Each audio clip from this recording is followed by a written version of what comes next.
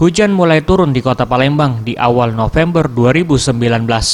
Kasih data dan informasi BMKG Klimatologi Kelas 1 Kempten Nandang Pangaribowo mengatakan, Sumatera Selatan sudah berada di musim peralihan, di mana musim hujan dipengaruhi oleh badai di Samudra Pasifik yang mengakibatkan massa udara tidak berpotensi membentuk awan hujan.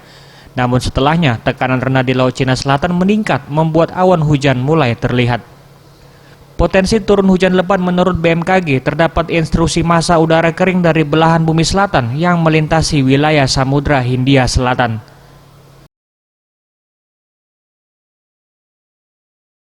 Alhamdulillah hari ini sudah hujan, jadi ini mudah-mudahan akan mengurangi tingkat asap, kabut asap di wilayah Kota Palembang. Ini dari pantauan kita semakin menurun, kayak seminggu terakhir. Iya, berkat ada hujan ini semakin menurun. Tim Liputan Sriwijaya TV.